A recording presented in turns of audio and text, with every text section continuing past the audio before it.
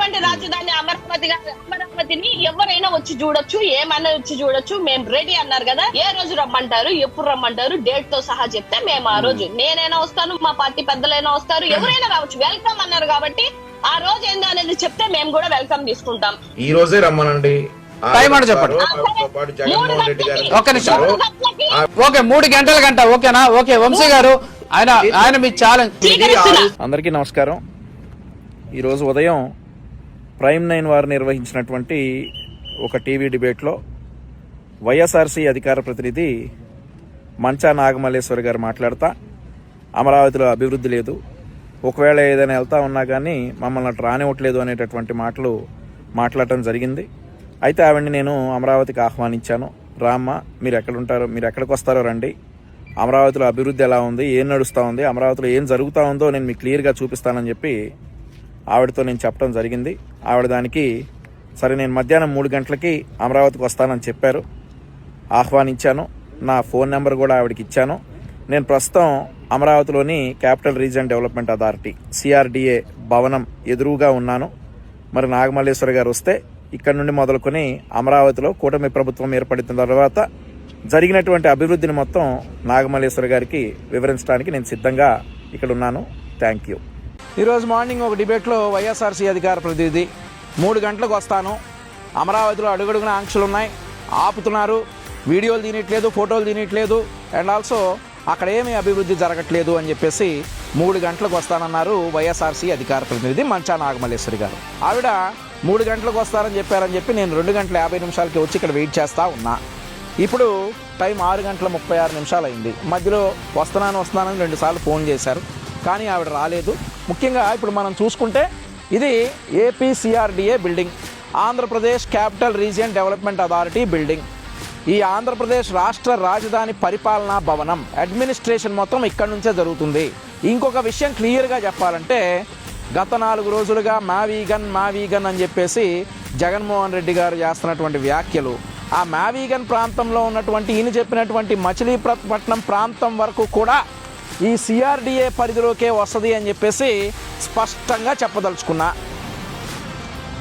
ఇవి ఎమ్మెల్యే ఎమ్మెల్సీలకు ఇచ్చేటటువంటి క్వార్టర్స్, మొత్తం 12 టవర్లు, 288 ఫ్లాట్లు. ఏదైతే మీరు ప్రభుత్వంలో ఉండగా వీటినన్నింటినీ గ్రాఫిక్స్ అంటే మేము చాలా సందర్భాల్లో చెప్పాం, వచ్చి దూకండి, దెబ్బలు తగిలితే గ్రాఫిక్స్ కాదు, దెబ్బలు తగలకపోతే గ్రాఫిక్స్ అని చాలా సందర్భాల్లో చెప్పినటువంటి ఎమ్మెల్యే ఎమ్మెల్సీ టవర్స్ ఇవే. ఇప్పుడు మీరు 11 మంది గెలుచున్నారు కదా, మీ 11 మందికి కూడా ఇందులోనే క్వార్టర్స్ ఇస్తారు, మీ ఎమ్మెల్సీలకు కూడా ఇందులోనే ఇస్తారు.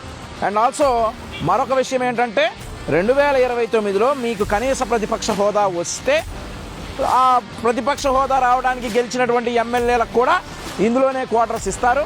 ఇక్కడ నుండి కిలోమీటర్ పరిధిలోనే నూతనంగా నిర్మితమవుతున్నటువంటి అసెంబ్లీ భవనం, తప్పించుకోవడానికి ఉండదు, ఇక్కడే ఉండాలి, ఇక్కడ నుంచే మీరు అసెంబ్లీకి రావాలి.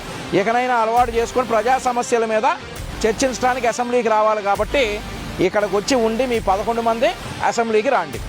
టైం అయితే 8 అవుతుంది, 5 గంటలు నేను ఇక్కడ ఉన్నా.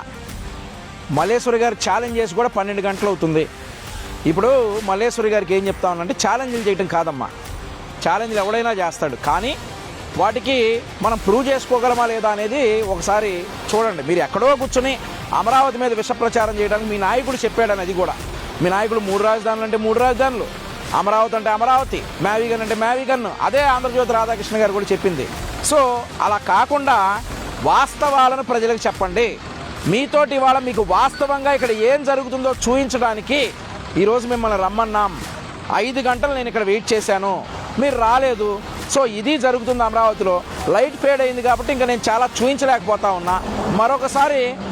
మరొకసారి మీకు ఆఫర్ ఇస్తా ఉన్నా, మీరు ఎప్పుడైనా రండి, ఛాలెంజ్. అమరావతిలో జరుగుతున్నటువంటి అభివృద్ధిని నేను నాగమల్లేశ్వరి గారికే కాదు, వైఎస్ఆర్ కాంగ్రెస్ పార్టీ అధినేత జగన్మోహన్ రెడ్డి గారు వచ్చినా, ఆయన పార్టీ నుండి ఏ నాయకుడు వచ్చినా కానీ అమరావతిలో జరుగుతున్నటువంటి అభివృద్ధిని కళ్ళకు కట్టినట్లుగా లైవ్లో చూపించడానికి నేను సిద్ధం. అమరావతి రాజధానిగా ఆమోదించారు. ఒక విశాఖ వాసి మీరు ఎలా ఫీల్ అవుతుంది? నాకైతే యాక్చువల్ అమరావతిగా దాన్ని ఇవ్వడం నాకు చాలా ఆనందంగా ఉంది. ఎందుకంటే మనం వైజాగ్ ని ఐటీ వైజ్ డెవలప్ చేస్తాం. ఇక్కడ ఐటీ వస్తే ఇక్కడ జాబ్స్ వస్తాయి. ఇప్పుడు మాకు జాబ్స్ వల్ల మేము హైదరాబాద్, చెన్నై అటు వెళ్ళాల్సి వస్తుంది. ఇప్పుడు జాబ్స్ ఇక్కడ ఉన్నాయనుకోండి, మేము ఎక్కడికి వెళ్ళచ్చు, హోమ్ టౌన్ లో పేరెంట్స్ తో హ్యాపీగా ఉండొచ్చు. అన్ని విధాలుగా మాకు చాలా హ్యాపీగా ఉంటుంది. గూగుల్ వైజాగ్ తీసుకురావడం అనేది అది ఇంపాసిబుల్. అలాంటివి తీసుకొచ్చి పెట్టడం అనేది అది ఇంకా చాలా పెద్ద విషయం. ఇంకా ఇలా అయినా డెవలప్ అయితే ఇంకా 5 years లో ఇంకా మనం వేరే దగ్గరికి వెళ్ళాల్సిన పని లేదు. ఇప్పుడు ఏంటి, ఆంధ్ర అంటే వేరే దగ్గరికి వెళ్ళి పని చేయాలి అన్న పాయింట్ లోనే అందరూ చూస్తున్నారు. ఇప్పుడు మనల్ని ఎవరు వేలెత్తి చూపించలేరు. నారా లోకేష్ గారు ఉన్నారు ఐటీ మినిస్టర్ గా, అతని పనితీరు అనేది ఎట్లా ఉంది? చాలా బాగుంది. పెద్ద పెద్ద కంపెనీస్ ని ఇక్కడ తీసుకొస్తున్నారు కాబట్టి మనకంటూ ఒక వాల్యూ అనేది చాలా పెరిగింది. నార్మల్ గా వైజాగ్ అంటేనే ఇప్పుడు అందరికి ఒక చాలా హై లో ఉంది. క్లీన్లీ వైస్ గానీ, జీవీఎంసీ అసలు ఏ వైజ్ అయినా ఇప్పుడు వైజాగ్ అనేది సూపర్ హైగా ఉంది. ఇప్పుడు ఇంకా ఐటీ కూడా వస్తే మనల్ని ఎవరు ఆపలేరు. ఈ గవర్నమెంట్ మీద ఒక నమ్మకం అనేది ఏర్పడింది. ఎప్పటి నుంచి గవర్నమెంట్ అంటే చాలా నమ్మకం, ఇంకా చాలా హ్యాపీ. సరే, ఇప్పుడు కూటమి వచ్చిన తర్వాత అమరావతి రాజధానిగా ఆమోదించారు. ఒక విశాఖ వాసి ఉండి మీరు ఎలా ఫీల్ అవుతారు? త్రిమూర్తులైన చంద్రబాబు నాయుడు గారికి, పార్టీకి అండదండలుగా ఉన్న పవన్ కళ్యాణ్ గారికి, త్రిమూర్తులుగా ఉండి రాజ్యాన్ని ఏలుతున్న మహానుభావులు ముగ్గురికి పాదాభివందనం. మన రాష్ట్ర అమరావతిని జీవో తీసుకొచ్చిన రాష్ట్రపతి ముర్ము మేడం గారికి, అందరికి, కూటమి ప్రభుత్వానికి ఎంతో అండదండలుగా ఉన్న రాజధాని నిర్మాణానికి కృషి చేసిన అపర భగీరథుడు, అపర కృషివలుడు, రాజనీతిజ్ఞుడు చంద్రబాబు నాయుడికి నా కృతజ్ఞతలు. జగన్మోహన్ రెడ్డి అసలు రాజధాని అవసరం లేదు అంటున్నాడు. గతంలో 3 రాజధానులు అన్నాడు. ఇప్పుడు ఏమొచ్చే రాజధాని అవసరం లేదు అంటున్నాడు. మాది గన్లు అంటున్నాడు. ఆయన గురించి నేను చెప్పలేను. నేను ఒక మంచి మనిషిగా మన రాష్ట్రం అభివృద్ధి చాలా అత్యవసరం కాబట్టి అమరావతి ఉండడం చాలా మంచిది. గూగుల్ డేటాని ఆ మహానుభావుడు చంద్రబాబు నాయుడు గారు ఎలా తెచ్చారో తెలియదు కానీ అతను మేధస్సుకి మాత్రమే పాదాభివందనం నిజంగానే. ఎందుకంటే గూగుల్ డేటా అనేది ప్రపంచంలో ఒక దిగ్గజ సంస్థ. అలాంటి సంస్థలు ఒప్పించి మన ఆంధ్ర రాష్ట్రానికి తీసుకొచ్చారంటే 1,00,000 పైనే ఉద్యోగ అవకాశాలు కల్పించిన మహానుభావుడికి నా ధన్యవాదాలు. మహానుభావుడు ముగ్గురు త్రిమూర్తుల్లా ఇంకో 15 ఏళ్ళు వేయాలని కోరుతున్నాను. అలా రాష్ట్ర రాజధాని అమరావతి రావటం మీకు ఎలా అనిపిస్తుంది? ఇది ఒక శుభ సందర్భంగా ఒక ఆనందకరమైన విషయం. శాశ్వత రాజధానిగా ఉండటం చాలా ఆనందంగా ఉంది. ఏ ప్రభుత్వాలు అధికారంలోకి వచ్చినా ఎక్కడా కూడా ఈ రాష్ట్రంలో రాజధాని లేని ప్రాంతంగా కాకుండా ఒక శాశ్వత రాజధాని అమరావతిగా ఉండటం ఆనందంగా ఉంది. కాదు, ఇప్పుడు జగన్మోహన్ రెడ్డి ఒక మాట మొదటిదాకా 3 రాజధానులు అన్నారు, ఇప్పుడేమో మావిగన్ అంటున్నాడు. దాని మీద మీరేమంటారు?